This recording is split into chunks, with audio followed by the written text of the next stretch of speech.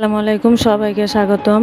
খুব সহজ একটা রান্না আপনাদের সাথে শেয়ার করব। আজকে আমি পাট শাক দিয়ে ডাল রান্না করব।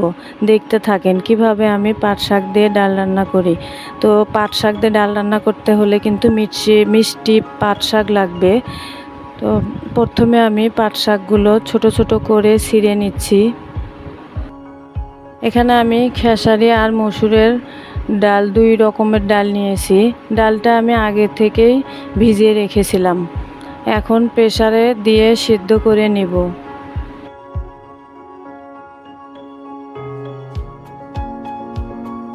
তা আদা, রসুন, জিরা, ধনিয়া, এলাচ, দারুচিনি পাটায় বেটে নিব।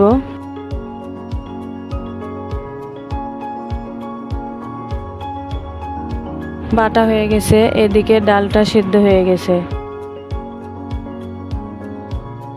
শাকগুলো ভালোভাবে ধুয়ে নিলাম। সেদ্ধ ডালটা একটা কড়াইয়ে নিয়ে নিলাম। দিয়ে দিলাম বাটা মশলা, কাঁচামরিচ, পেঁয়াজ, রসুন, হলুদ, লবণ।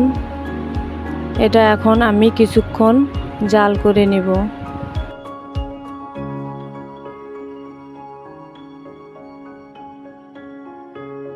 জাল করা হয়ে গেছে, এখন পাট শাকগুলো দিয়ে দিলাম।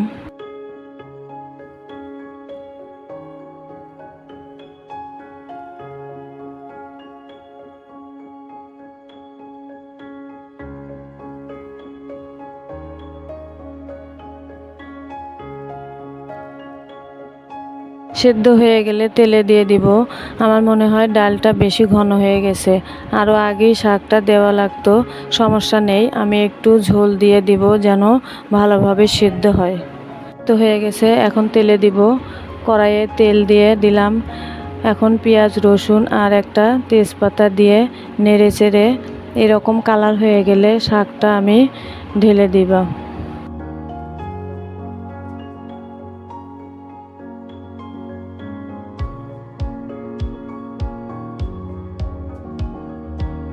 তেলে দেওয়ার পর কিছুক্ষণ নাড়তে থাকবো।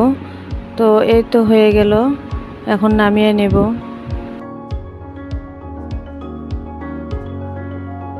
হয়ে গেল পাট শাক দিয়ে ডাল দিয়ে রান্না, বা ডাল দিয়ে পাট শাক, যে যেটাই বলি না কেন, খেতে কিন্তু অসম্ভব মানে কি বলবো, এত মজা।